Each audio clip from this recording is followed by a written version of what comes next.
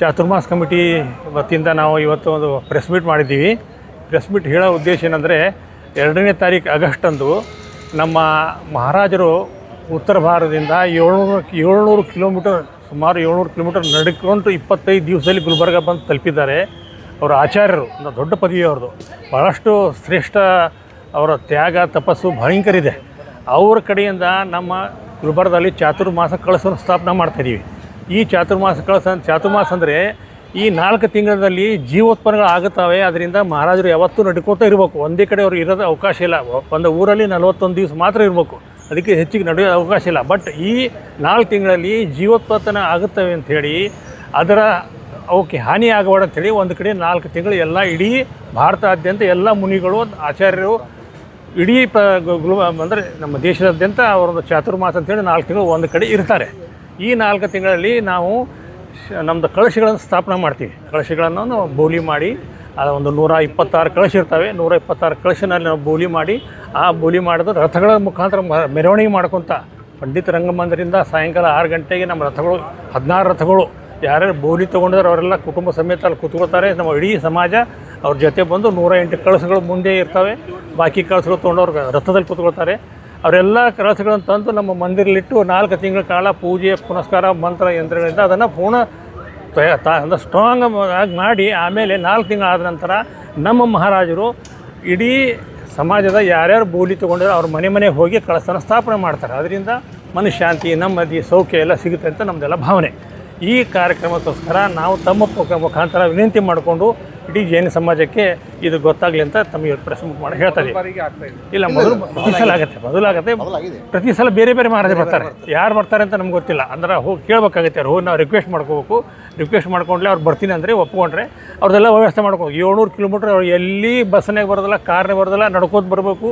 ಯಾವುದಾದ್ರೂ ಇಂಥ ರೂಮ್ ಕೊಂಡ್ರೆ ಅಲ್ಲಿ ರೂಮ್ಲಿ ಇರಬೇಕು. ಮತ್ತು ಬೆಳಗ್ಗೆ ವಾಕಿಂಗ್ ಮಾಡಬೇಕು. ಇಡೀ 24 ಗಂಟೆಯಲ್ಲಿ ಒಂದು ಸಲ ಮಾತ್ರ ಅವ್ರು ಆಹಾರ ತೊಗೋತಾರೆ. ಆಹಾರ ನೀರು ತೊಗೋದು ಒಂದೇ ಒಂದು ಸಲ. ಅದು ಬಿಟ್ಟರೆ ಮತ್ತು 24 ತಾಸು ಏನೂ ತೊಗೋದಿಲ್ಲ. ಆ ಥರ ಮಾಡ್ತಾ 700 ಕಿಲೋಮೀಟ್ರ್ ಬಂದು ಇಲ್ಲಿ ನಮ್ಗೆ ತಲುಪಿದ್ದಾರೆ. ದಿನಾಲೂ ಅವರ ಆಚಾರ್ಯರ ಪ್ರವಚನ ಇದೆ. ಮಧ್ಯಾಹ್ನ 3 ಗಂಟೆಯಿಂದ 4 ಗಂಟೆವರೆಗೆ ತುಂಬ ಅಲ್ಲಿ ಕುಂತರೆ ಅಲ್ಲಿ ಪ್ರವಚನ ಬಿಟ್ಟು ಎದ್ದು ಬರೋಷ್ಟು ಆಗಲ್ಲ. ಅಷ್ಟೊಂದು ಪ್ರಭಾವಿತವಾಗಿ ಅವರು ನಮ್ಮ ಪ್ರವಚನ ಮಾಡ್ತಾರೆ. ಒಳ್ಳೆ ಆಚಾರ್ಯ ಪದವಿ ಇದೆ. ಅಂದರೆ ನಮ್ಮದು ಜೈನ ಸಮಾಜದಲ್ಲಿ ಮೊದಲು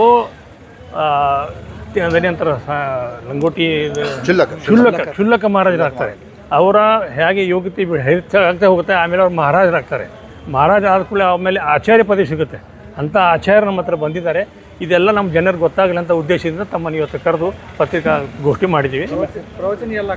ಮಂದಿರದಲ್ಲಿ ಅವತ್ತು 2ನೇ ತಾರೀಕು ಆಗಸ್ಟ್ ದಿವಸ ಮಧ್ಯಾಹ್ನ 4ರಿಂದ 5 ಗಂಟೆವರೆಗೆ ಪ್ರವಚನ ಇದೆ. ಅಲ್ಲಿ ಕೋಠಾರಿ ಭವನದಲ್ಲಿ ಜಯ ಜಿನೇಂದ್ರ. ನನ್ನ ಹೆಸರು ದೀಪಕ್ ಪಂಡಿತ್ ಅಂಥೇಳಿ. ನಮ್ಮ ಅಧ್ಯಕ್ಷರು ಗಾಜಿಪುರ ಅಧ್ಯಕ್ಷ ಶ್ರೀ ನಾಗನಾಥ್ ಶಿಂದೆಯವರು, ಸೆಕ್ರೆಟರಿ ರಮೇಶ್ ಗಡ್ಗಡೆ, BK ಪಾಟೀಲ್ ಅಂತಿದ್ದಾರೆ.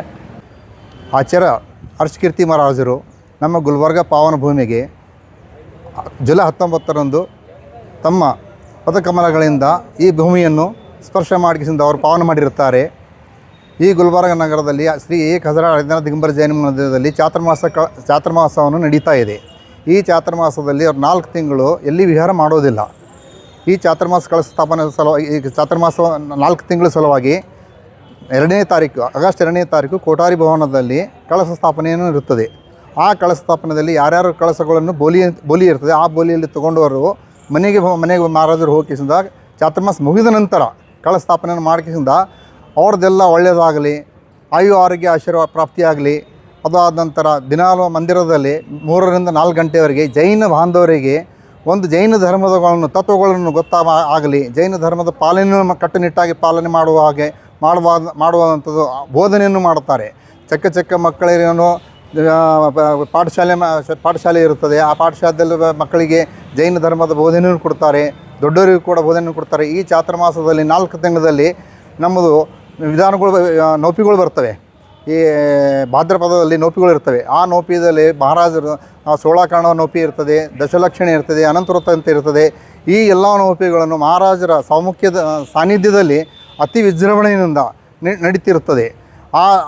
ಅದರಲ್ಲಿ ಕೆಲವರು 5 ಉಪವಾಸ ಮಾಡ್ತಾರೆ, ಕೆಲವರು 10 ಉಪವಾಸ ಮಾಡ್ತಾರೆ, ಕೆಲವರು 16 ಉಪವಾಸ ಮಾಡ್ತಾರೆ. ಈ ಉಪವಾಸಪ್ಪ ಅಂದರೆ ಯಾವುದೋ ಒಂದು ಥರ ಒಬ್ಬೊಬ್ಬರಂತೂ ಒಂದು ಹನಿ ಕೂಡ ನೀರನ್ನು ತೊಗೊಳ್ಳೋದಿಲ್ಲ 10 ದಿವಸವರೆಗೆ. ಯಾರು ತಮ್ಮ ಶಕ್ತಿ ಅನುಸಾರವಾಗಿ ಒಂದು ಆಲ್ಟರ್ನೇಟಿವ್ ಡೇಸು ನೀರನ್ನು ತೊಗೊಳ್ತಾರೆ, ಯಾರು ಹಾಲು ಹಣ್ಣು ತೊಗೊಂಡು ಮಾಡ್ತಾರೆ. ಆಮೇಲೆ ಅಟ್ಲೀಸ್ಟ್ ಜೈನ ಧರ್ಮದಲ್ಲಿ ನಾವು ಜನ್ಮ ತಾಳ್ಮೇಲೆ ಅಟ್ಲೀಸ್ಟ್ ಈ 12 ತಿಂಗಳು ಯಾರಿಗೆ ಹಾಸ ಅಂತೇಳಿ ಇರ್ತೇವೆ ನಾವು. ಹಾಸಪ್ಪ ಅಂದರೆ ಸೂರ್ಯಾಸ್ತಮ ಆದ ಮೇಲೆ ನಾವು ಊಟ ಮಾಡೋದಿಲ್ಲ. ಕೆಲವರು 12 ತಿಂಗಳು ಹಾಸ ಮಾಡ್ತಿರ್ತಾರೆ. ಅಟ್ಲೀಸ್ಟ್ ಏನಿಲ್ಲಪ್ಪ ಅಂದರೂ ಈ 4 ತಿಂಗಳಂತೂ ಕಂದ ಮೂಲಗಳನ್ನು ತ್ಯಾಗ ಮಾಡ್ತಾರೆ. ಕಂದ ಮೂಲಪ್ಪ ಅಂದರೆ ಆಲೂಗಡ್ಡೆ ತಿನ್ನೋದಿಲ್ಲ, ಬೆಳ್ಳುಳ್ಳಿ ತಿನ್ನೋದಿಲ್ಲ, ಉಳ್ಳಾಗಡ್ಡಿ ತಿನ್ನೋದಿಲ್ಲ, ಗೆಣಸು, ಗೆಜರಿ, ಇವು ಯಾವುದು ಭೂಮಿ ಒಳಗಡೆ ಏನು ಪದಾರ್ಥ ಬೆಳೀತದೆ ಆ ಪದಾರ್ಥಗಳನ್ನು ಯಾವತ್ತೂ ಸೇವನೆ ಮಾಡೋದಿಲ್ಲ. ಸೂರ್ಯಾಸ್ತ ಆದಮೇಲೆ ಕೆಲವರು ನೀರು ಕೂಡ ಕುಡಿಯೋದಿಲ್ಲ. ಈ ಮಹಾರಾಜರು ಕೂಡ ಪ್ರತಿದಿನ ಅವ್ರು 365 ದಿನ ಕೇವಲ ಒಂದೇ ಒಂದು ಬಾರಿ ಮಾತ್ರ ಆಹಾರ ತೊಗೊಳ್ತಾರೆ. ಅದು ನಿಂತು ಆಹಾರ ತೊಗೊಳ್ತಾರೆ.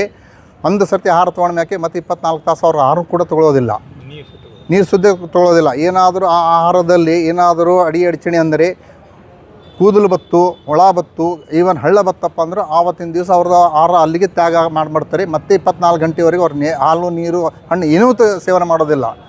ಈ ನಮ್ಮ ಜೈನ ಧರ್ಮದ ಒಂದು ಸುವರ್ಣಾವಕಾಶ ಕಲ್ಪಿಸಿಕೊಟ್ಟಿರುತ್ತಾರೆ ಅರ್ಷಕೀರ್ತಿ ಮಹಾರಾಜರು. ಆ ಸುವರ್ಣಾವಕಾಶವನ್ನು ನಮ್ಮ ಜೈನ ಬಾಂಧವರು ಹಾಗೂ ಎಲ್ಲ ಸಮಾಜದವರು ಬಂದು ಕೇಸಿಂದ ಪ್ರವಚನ ಅವ್ರ ಭಕ್ತಿಗೆ ಮಾಡ್ಕೇಸಿಂದ ಪವಿತ್ರ ಮಾಡ್ಕೊಳ್ಬೇಕಂತ ಕೇಸಿಂದ ಒಂದು ಸುವರ್ಣಾವಕಾಶ ಯಾರೂ ಕಳೆದುಕೊಳ್ಬಾರ್ದು ಅಂತ ಕೇಸಿಂದ ನಮ್ಮ ಪತ್ರಿಕೆಗಳಲ್ಲಿ ಮುಖಾಂತರವಾಗಿ ಎಲ್ಲರಿಗೂ ಕೊಡಬೇಕಂತ ಕೇಸಿಂದ ನಾನು ವಿನಂತಿ ಮಾಡ್ತೀನಿ. ನನ್ನ ಹೆಸರು ರಮೇಶ್ ಗಡಗಡೆ ಅಂತ ಕೇಸಿಂದ. ನಮ್ಮ ಗುಲ್ಬರ್ಗ ಮತ್ತು ಈ ಕಲ್ಯಾಣ ಕರ್ನಾಟಕದ ಭಾಗದ ಒಂದು ಪುಣ್ಯ ಹೆಚ್ಚಿಗೆ ಆಗಲಿಕ್ಕೆ ಜೈನ್ ಗುರುಗಳು ಇಲ್ಲಿ ಗುಲ್ಬರ್ಗಕ್ಕೆ ಆಗಮಿಸಿದ್ದಾರೆ. ಅವರು ಆಗಮನ ಮಾಡಿದ ನಂತರ 4 ತಿಂಗಳು ಚಾತುರ್ಮಾಸ ಮಾಡ್ತಾಯಿದ್ದಾರಲ್ಲ, ನಮ್ಮ ಜೈನ ಧರ್ಮದ ಒಂದು ಪದ್ಧತಿ ಪ್ರಕಾರ ಆ ಪದ್ಧತಿಯಲ್ಲಿ ಒಂದು ಆರಾಧನೆ ಮಾಡ್ತಾಯಿದ್ದಾರೆ. ವಿಶ್ವಶಾಂತಿ ಮತ್ತು ಭಾರತದ ಸಮೃದ್ಧಿಗಾಗಿ ಮತ್ತು ಸಮಸ್ತ ಜೀವಕೋಟಿಗಳಿಗೆ ಒಳ್ಳೆಯದಾಗಲಿ ಅನ್ನೋ ಭಾವನೆಯಿಂದ ಎಲ್ಲರೂ ಅದರಲ್ಲಿ ಒಂದು ತ್ಯಾಗ, ಸತ್ಯ, ಅಹಿಂಸೆಯ ಮೂಲ ಉದ್ದೇಶ ಇಟ್ಟುಕೊಂಡು ಒಂದು ಆರಾಧನೆ ಮಾಡ್ತಾಯಿದ್ದಾರೆ. ಅದು ಕೇವಲ ಧರ್ಮಕ್ಕೆ ಸೀಮಿತ ಅಲ್ಲ, ಸಮಸ್ತ ಜೀವಕೋಟಿಗೆ ಒಂದು ಒಳ್ಳೆಯದಾಗಲಿ, ಒಂದು ಒಳ್ಳೆಯ ಮಳೆ ಬರಲಿ, ಉತ್ತಮವಾಗಿ ಜೀವನ ಮಾಡಲಿಕ್ಕೆ ಸಾಧ್ಯ ಆಗಲಿ ಅನ್ನೋ ಭಾವನೆ ಇಟ್ಕೊಂಡು ಮಾಡಿದ್ದಾರೆ. ಆ ಕಾರ್ಯಕ್ರಮದ ಅನ್ವಯ ನಾವು ರಂಗಮಂದಿರದಿಂದ ಅಥವಾ ರಂಗಮಂದಿರ ಮತ್ತು ಒಂದಿಷ್ಟು ಮೆಹತಾ ಸ್ಕೂಲ್ ಏನಿದೆ ಎಲ್ಲ ಕೋರ್ಟ್ ಹತ್ರ, ಆ ಕೋರ್ಟ್ಲಿಂದ ಒಂದು ಭವ್ಯ ಮೆರವಣಿಗೆ ಮಾಡ್ತಾಯಿದ್ದೇವೆ. ಕಲಶದ್ದು ಮತ್ತು ಕಲಶ ಧಾರಕರ ಒಂದು ಮೆರವಣಿಗೆ ಇದೆ. ಆ ಮೆರವಣಿಗೆ ಸುಮಾರು 15 ರಥಗಳಿದ್ದಾವೆ. ಅದಲ್ಲದೆ ಬಾಂಜ ವಾದ್ಯ ಮೇಳ ಮತ್ತು ಎಲ್ಲ ಸುಮಂಗಲಿಯರು ಕಳಸ ತೊಗೊಂಡು ಅದ್ರಾಗ ಪಾರ್ಟಿಸಿಪೇಟ್ ಮಾಡ್ತಾರೆ. ಈ ಕಾರ್ಯಕ್ರಮಕ್ಕೆ ಭವ್ಯವಾಗಿ ನಡೆಸ್ಕೊಡೋದದ. ಅದಕ್ಕೆ ಕೇವಲ ಜೈನರಲ್ಲ, ಎಲ್ಲ ಜನಾಂಗದವರು, ಎಲ್ಲರೂ ಸಮಾಜದವರು ಬಂದು ಅದರ ಪಾರ್ಟಿಸಿಪೇಟ್ ಮಾಡಿ ಅವರು ತಮ್ಮ ಧರ್ಮ ಲಾಭವನ್ನು ಪಡೆದುಕೊಳ್ಬೇಕೆಂದು ನಾವು ನಮ್ಮ ಗುಲ್ಬರ್ಗ ಜೈನ ಸಮಾಜ ಕಡೆಯಿಂದ ಎಲ್ಲ ಸಮಸ್ತ ಮಹಾಜನತೆಗೆ ಕೇಳ್ಕೊತೇವೆ.